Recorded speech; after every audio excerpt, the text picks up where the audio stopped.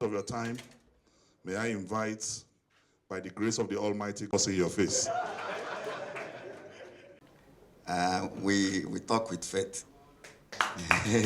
President of Federal Republic of Nigeria, Your Excellency, the Vice President, Federal Republic of Asifra, I have given us opportunity to come before. I was watching on television. You were there just a while ago during the youth inauguration, and now you are already here, looking very sporty and healthy. So I thank you for this opportunity. I want to thank the Vice President because he's been on phone with me. I didn't know he was so humble.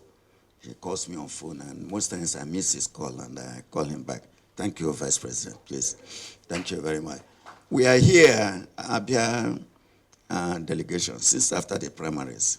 We have not shared the same oxygen with you, So, and we've been making effort over the years, over the days. In fact, one time we had to go to Prince Arthur, Eze, and the day we were to come, that was the day you were bereaved of your principal secretary. So throughout that time, you were traveling up and down. So thank you for this opportunity today.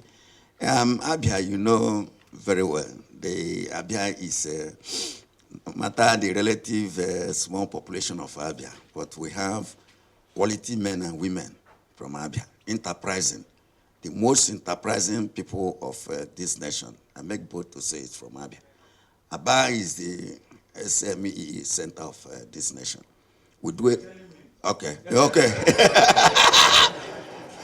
Yes, Excellency, I have to blow my trumpet because because all those people are going to be my citizens under my care, so I have to tell you what they do. And I'm sure you know that economically we have quality men and women. Chief Idikakalu, you may remember, he was the one who reconstructed the economy of South Korea. Today, you worked closely with Ikonne. These are pride products of from Abia. So there are many of them who are looking for opportunity to serve this nation. And your selling point is inclusive government. Inclusive government. So we are hoping that our men and women who have skill, who are entrepreneurs, will be able to participate in this government. That is our hope. And that is why we campaign with dexterity, PDP. If you look at my dress, we have a slogan that is peculiar to Abia State. We say 5/5. That means in every federal constituency, 5/5 from the presidency to Senate to House of Rep to governorship to State House of Assembly. That is 5. 5/5. It's easy to communicate to people, and it has become a household song in Abia State. And it's easier without going into the nuances of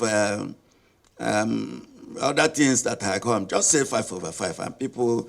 And we add, there's a song we sing there, 5/5, PDP, 5/5, 5/5, where there is umbrella, So it communicates to the electorate. So Abia is PDP, and there's no gainsaying about it. We are PDP, and we are very faithful party members. So we will congratulate you for what you're doing, and we have heard your economic pact of all the presidential candidates. I think I make bold to say that you have the best, and we're not surprised because you are experienced.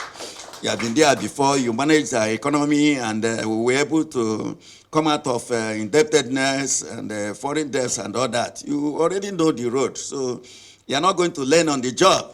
You know this country inside out. So we're impatient. We wish they will conduct this election tomorrow. And yes.